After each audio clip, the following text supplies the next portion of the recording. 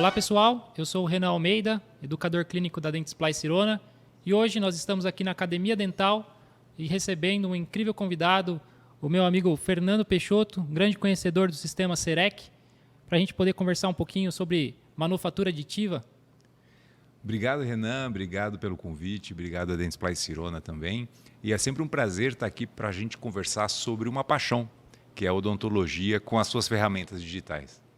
Legal. Como eu comentei, a gente vai conversar um pouquinho sobre manufatura aditiva, essa grande ferramenta da odontologia digital que o pessoal tem grandes dúvidas, né, sobre o seu processamento, o seu pós-processamento. E aí eu já direciono uma pergunta para o doutor, né? Aonde que o doutor enxerga normalmente a manufatura aditiva? O doutor que é um grande conhecedor, né, do sistema CEREC, no sistema chairside, aonde o doutor enxerga a manufatura aditiva entrando nesse sistema chairside, né? Onde que a gente pode colocar, encaixar essa manufatura, né, a famosa impressão 3D, no sistema do chairside? Então, eu acho que hoje em dia, quando a gente fala de chairside, a gente lembra do sistema CEREC, Claro. lógico, né, que é o padrão ouro do mercado, não há nada melhor, mais rápido, mais confiável do que o sistema CEREC. Mas, de uns anos para cá, eu acho que a odontologia, para quem tem um scanner e uma fresadora, ela é muito mais do que o chairside.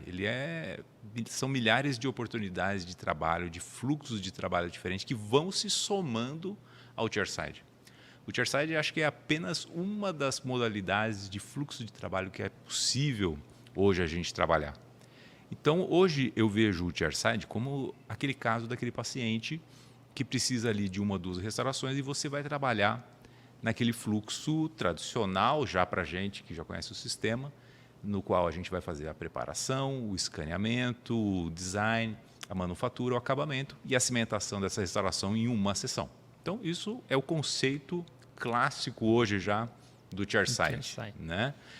E eu acho que a manufatura aditiva, na verdade, ela vai somar vários fluxos de trabalho possíveis a quem já trabalha com o CEREC. Mas eu gostaria de ampliar um pouco mais o tema, não só de o que ele vai somar ao CEREC, mas também o que ele vai somar aos nossos fluxos de trabalho dentro da clínica, né? Porque mais do que odontologia digital, a gente vai falar de odontologia, mas com ferramentas digitais que vão proporcionar aí possibilidades de trabalho incríveis. Então, acho que num primeiro momento, voltando ao CEREC, eu comecei a trabalhar com a impressão digital faz mais ou menos uns 6 anos. E quando a gente começou, as impressoras que tinham disponíveis no mercado basicamente eram as mesmas que o pessoal usa para hobby, para impressão de brinquedos. Bonequinho. O pessoal gosta de ficar brincando de impressão em casa, com impressora para passar de lazer. Exatamente. Né? A primeira coisa que eu imprimi foi uma taça do mundo, a Copa, para os meus filhos. Então, a gente já começou a aprender, né, a brincar com aquilo. E como eram impressoras que eram voltadas para um mercado em geral, não eram impressoras odontológicas, a gente tinha muita dificuldade de parametrização para que a gente consiga um resultado final com uma acurácia razoável, utilizável e que muitas vezes é difícil de se mensurar se essa acurácia que a gente está obtendo dessas impressoras ela é suficiente para uma aplicação clínica mais séria, vamos dizer, de nível médico. Podemos considerar também até a questão da toxicidade, né, das resinas. Né? Esse é um dos fatores mais importantes. Né? Então, a gente trabalhava com essas resinas, elas vinham em garrafas, a gente tinha que agitar as garrafas ou então comprar um aparelhinho para agitar essa garrafa. Esse aparelhinho, aí, se ele for muito sofisticado, ele vai aquecer um pouquinho aquela resina. Depois a gente vai ter que manipular aquela resina, colocar num vat, aquilo começa a volatilizar. A gente sabe que 100% das impressoras hoje do mercado, tirando o novo lançamento da Prime Print, essa resina ela vai entrar em contato com a luz e automaticamente ela começa a polimerizar. A gente sabe que tem um monômero ali altamente reativo à luz e aquilo ali vai começar a polimerizar, mesmo que a gente não note, aquilo ali já está se alterando. Abriu a garrafa, colocou no vat, aquela resina já está sofrendo alteração. Tirando a toxicidade dela, que durante todo esse processo de impressão, você está em um ambiente com com os gases voláteis dessa resina. Você muitas vezes vai manipular, precisa usar máscara, luva, óculos, um EPI completo, porque é um material extremamente tóxico. Depois a gente vai fazer, depois dessa impressão, se deu certo, a gente vai fazer um pós-processamento. A gente antigamente não tinha aquelas unidades de lavagem e cura. Sim. A gente fazia isso manualmente, com lâmpadas adaptadas e que vinham da indústria do hobby. Né? Então, durante todo esse processo, no qual a gente não tinha uma padronização efetiva desses processos, a gente ainda tinha o risco de contaminação. E se esse pós-tratamento, essa pós-lavagem, pós-cura desse objeto não foi adequada, a gente tem um risco de contaminação de quem vai manipular aquele objeto impresso ou do paciente, que é pior ainda. Com certeza, né? A biocompatibilidade do material, né? Então acaba afetando diretamente, sem contar também em relação às impressoras que vêm do hobby, as diversas modalidades, né? Diversas formas que essas impressoras, né? Vem DLP, vem SLA, vem as impressoras de filamento, e aí qual que seria melhor para se encaixar dentro do universo do 3D digital, né? Da odontologia, onde eu posso colocar melhor os processamentos. Cada tipo de impressora ela vai ter um tipo de resina, e aí ela vai ter modos de processamentos diferentes.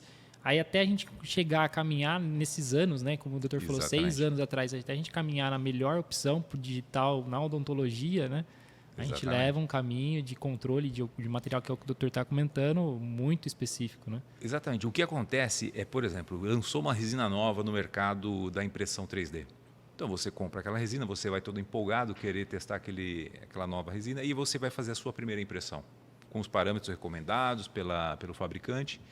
Só que existem dezenas e dezenas de tipos de impressoras com tecnologia diferente, Sim. com uma definição diferente, com luzes de comprimento de onda diferente. E aí você vai fazer a sua primeira impressão e normalmente ela falha. Com certeza. E aí a gente vai por dias testando por tentativa e erro, tentando calibrar aquela impressora para aquela resina. Sendo que também existe uma questão do pós-processamento. Por quantos minutos aquilo tem que ser lavado? Por quanto tempo? Por quanto tempo aquilo tem que ser curado? Será que a intensidade de luz está correta? A intensidade, o comprimento de onda. Exato. Se tudo aquilo está calibrado para aquela resina. Então, são dados aleatórios, basicamente. Então, a gente vai fazer ali mais ou menos o que o fabricante manda, porque ele testou em algumas impressoras e ele fez uma média, provavelmente, e entregou aquilo ali. E, a partir dali, a gente tem que se virar. Né? E quanto ao processo de impressão, vamos dizer que a gente conseguiu calibrar essa impressora. E a gente vai imprimir uma placa de mordida, por exemplo, hoje. Semana que vem a gente vai imprimir outra placa. Aquela resina que está no tanque já está sedimentada. A gente sabe que tem componentes ali com diferentes pesos. Ela já vai estar exposta ao meio, de certa forma, né? Já polimerizou uma boa parte dela. Boa parte dela, porque você já abriu e fechou aquela tampa várias ali vezes. Algumas vezes. Já entrou luz ali. É impossível não entrar. Aquilo está volatilizando porque ele não está no ambiente lacrado. Sim. E aí você começa a ter falhas de impressão com a mesma resina, com os mesmos parâmetros que você estava utilizando com sucesso, entre aspas, até um pouco tempo atrás. E aí você chega à conclusão que você vai ter que descartar todo aquele restante da resina que está naquela garrafa. E você perde material, né? Você perde muito material. Um custo desnecessário, vamos dizer. Exatamente. Então, à primeira vista é uma economia, entre aspas, mas que ela acaba ficando mais cara no longo prazo. Sim. Porque o desperdício de material é altíssimo. Também. E sem contar com as falhas de impressão que você tenha, o grau de repetição daquele mesmo trabalho seu eleva e o seu custo eleva junto com isso. Exatamente. Né? Então, muitas vezes, quando eu vejo colegas falando, não, mas o meu custo de impressão é X, é muito baixo. Eu tenho certeza que ele não está levando em conta todos esses fatores de repetição, de perda de tarefas e, principalmente, eu acho que hoje, dentro de um consultório, é o tempo que ele tem que se dedicar à impressão digital, porque não é um processo fácil com as impressoras convencionais. Com certeza. É um processo muito demorado, né? Porque, como o doutor comentou, você tem que fazer todo o processo de calibração, terminou de calibrar, às vezes troca o lote da resina, às vezes aquela que está ali dentro já começa a dar uma diferença. E aí é Exatamente. questão que vai evoluindo e vai dando muita diferença de impressão de uma para outra, né? Exatamente. E aí uma outra questão que eu tenho é em relação aos materiais biocompatíveis, né? A evolução desses materiais biocompatíveis com o longo do tempo na impressão, normalmente a gente sempre fala de placas de bruxismo, né, que a gente faz, as placas meio relaxantes. Então, acredito que a impressão dos materiais biocompatíveis começou por ali, junto com os materiais provisórios. Sim. Como que o doutor enxerga essa parte dos materiais biocompatíveis para cirurgias guiadas, a evolução desses materiais em si, para a gente poder aplicar realmente aquela odontologia digital, onde a impressão vai sair simplesmente da gente imprimir um modelo e começar a imprimir realmente algo funcional para que a gente possa instalar na boca do paciente? Isso que a gente chama de grau médico. Sim. Então, são materiais de grau médico que, ao final do seu processamento final, eles vão ter uma categoria de dispositivo médico. Né? E para que esse dispositivo impresso ou materializado pelo processo aditivo, ele receba esse grau médico, não é só a resina ser de qualidade, não é uma resina que chegou com aplicação para fazer um provisório ou para fazer uma placa de mordida. Todo o processo tem que ser validado.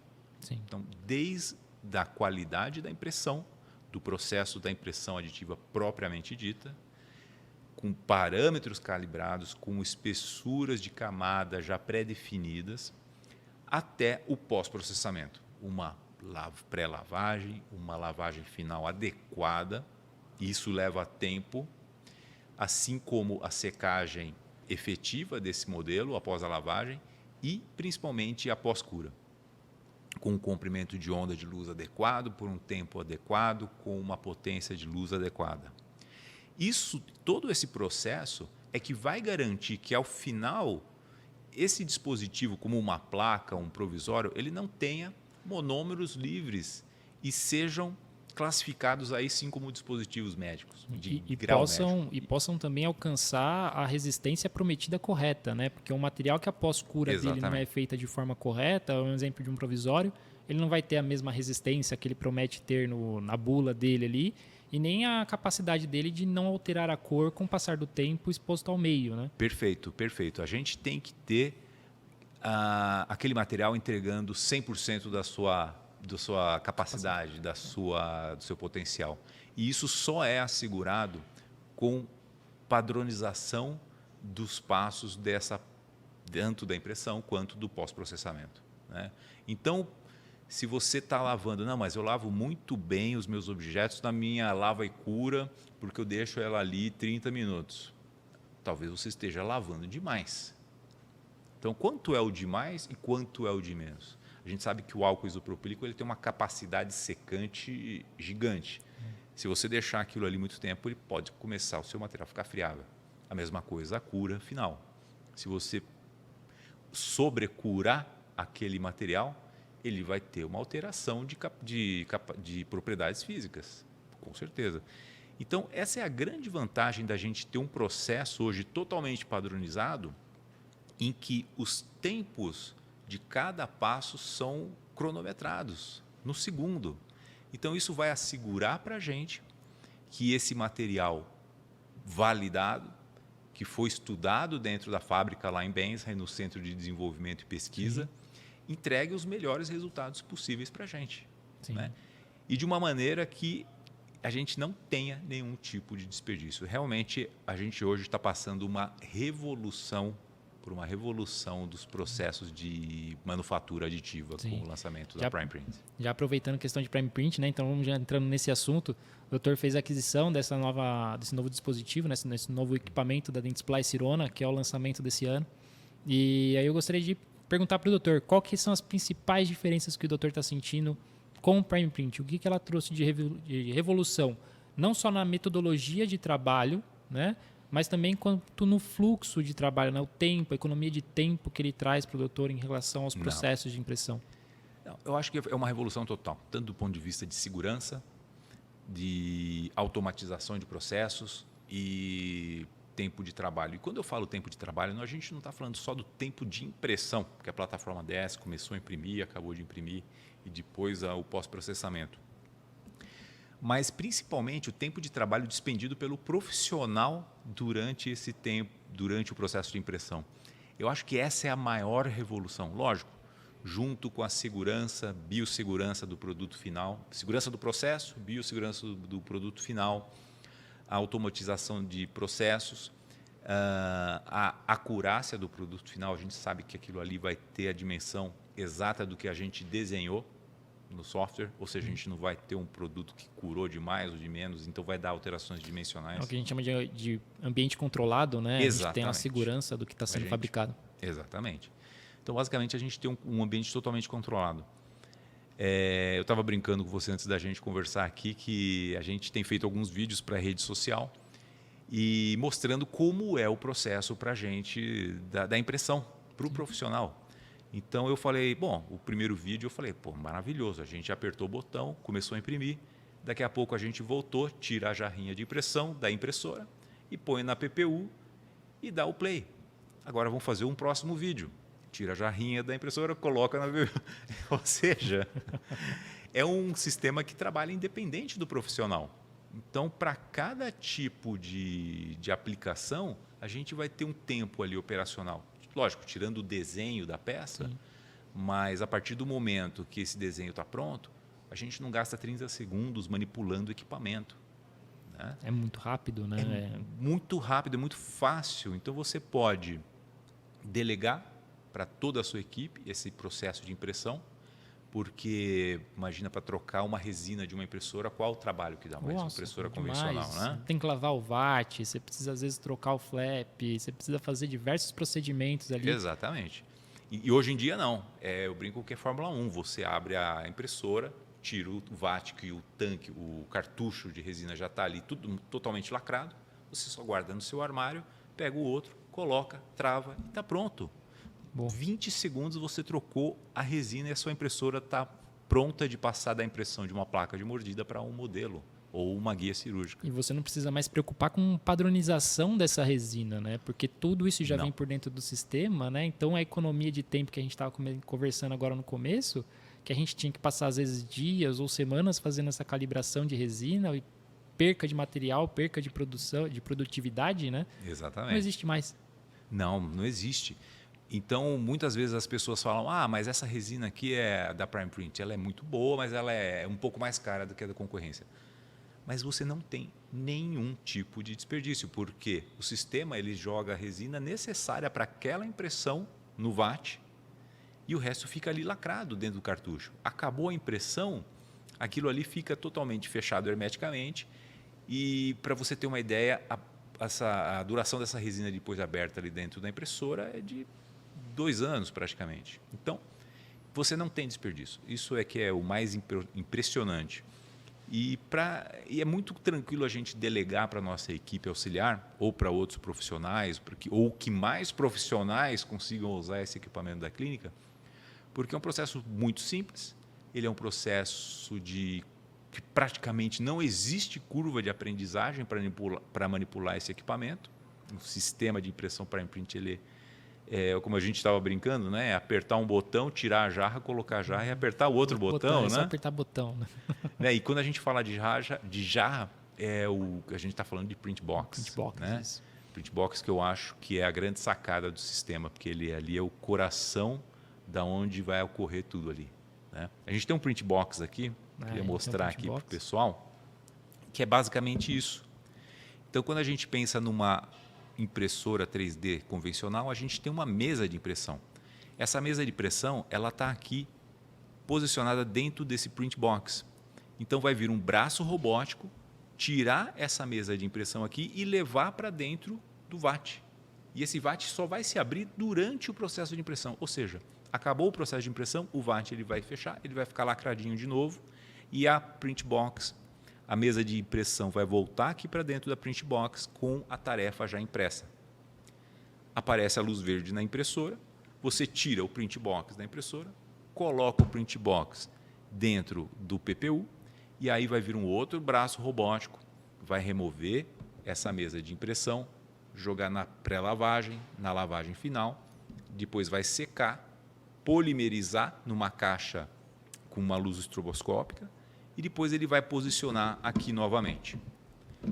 Acabou o pós-processamento, aí sim a gente vai pegar esse print box que todo o tempo a gente não tocou em resina não polimerizada e esse print box ele vai estar seguro para que a gente abra e remova a tarefa impressa com a espátula. Aí vai ser o primeiro contato nosso com a resina e essa resina já vai estar totalmente curada, tratada e segura.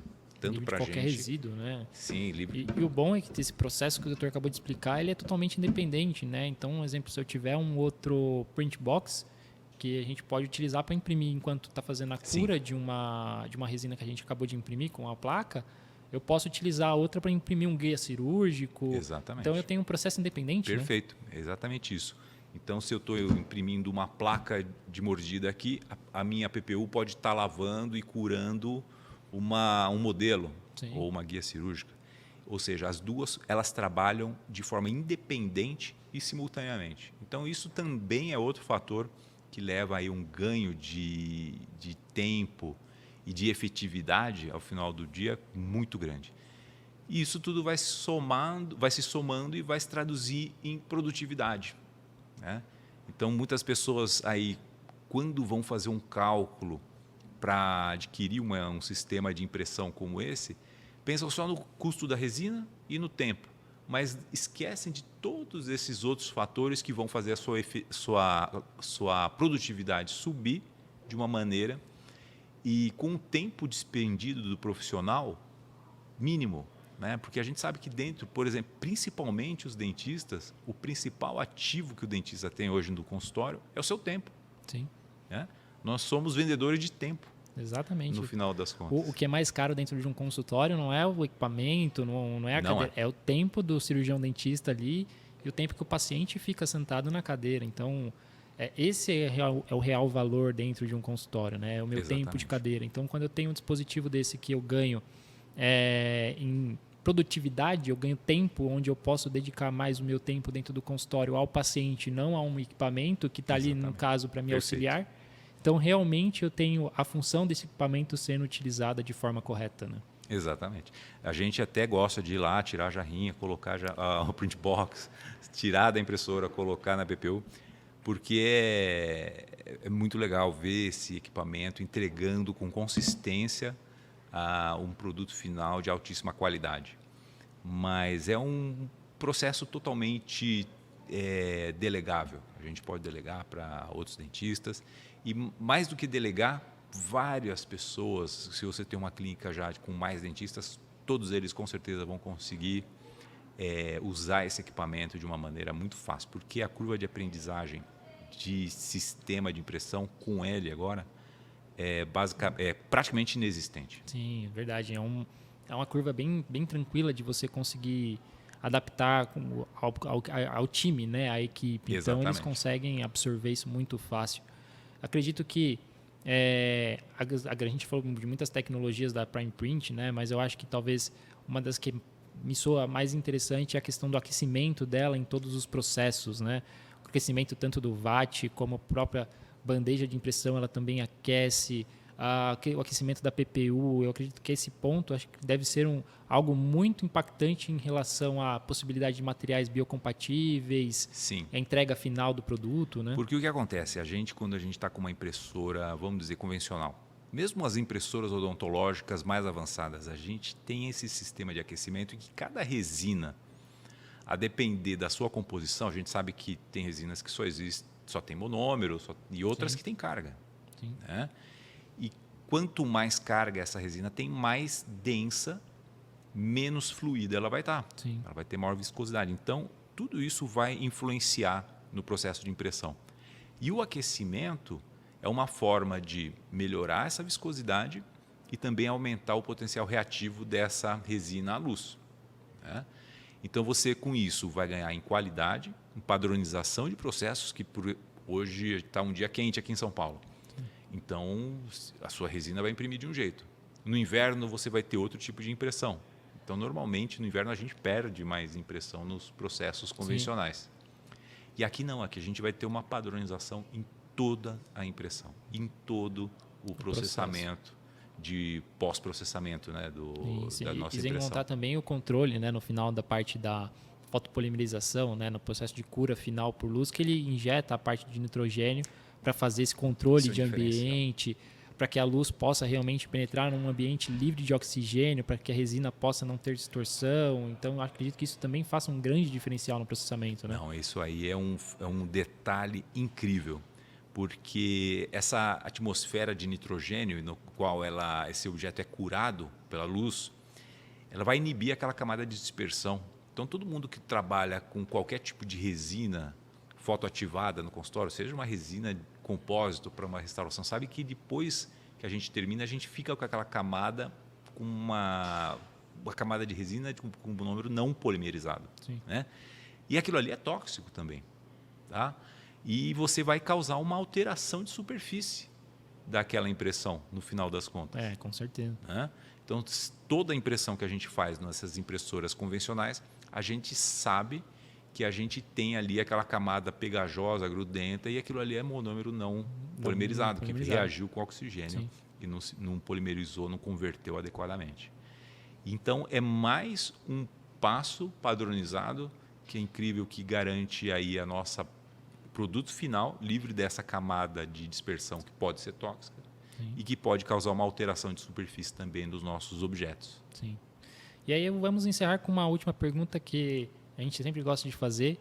Por que a escolha de Dentsply Sirona e por que a escolha de Prime Print para dentro da clínica? Bom, eu comecei a usar o primeiro scanner Dentsply Sirona, a Bluecam. A Bluecam, eu sou da época da Bluecam. A Bluecam é antiga, né? É antiga. Não muito. E porque ele já era, naquela época, o padrão ouro em termos de escaneamento intraoral e de chairside, que a gente trabalhava sempre trabalhou com a fresadora. Sim.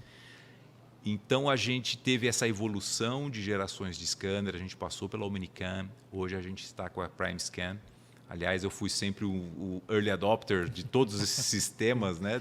Sempre o pioneiro, né? Lançou a Omnicam, a gente comprou, lançou a PrimeScan, a gente foi da primeira turma, a Prime 1000 a mesma coisa, e agora também a Prime Print, do primeiro grupo. O sistema Prime, né? O sistema Prime, o sistema Prime hoje.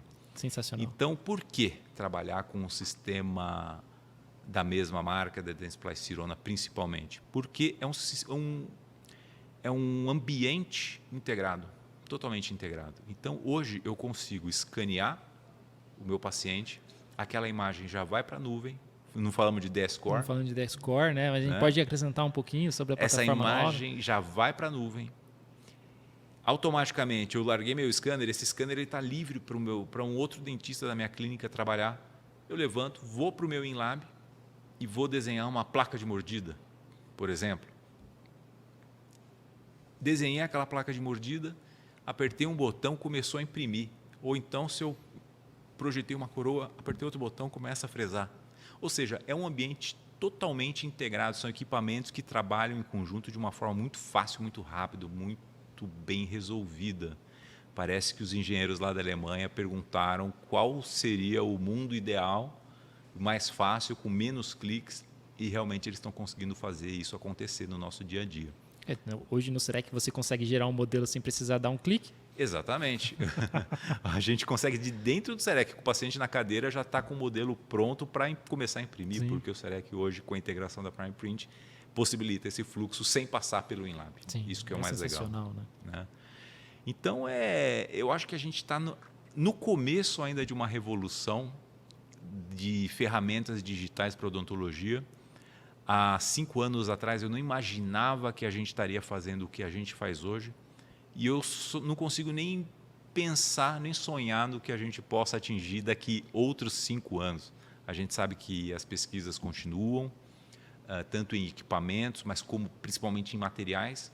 As resinas de impressão 3D, elas estão no começo do seu desenvolvimento, existem produtos incríveis, mas eu acho que o que a gente vai mais ter num futuro bem próximo, espero, é novos materiais para novas indicações. E aí sim, todo esse sistema integrado vai conseguir dar muito mais soluções para os nossos pacientes, que no final das contas, é o que importa. A gente tratar os nossos pacientes da melhor forma possível, com a melhor tecnologia e com o melhor produto final para ele. É isso aí.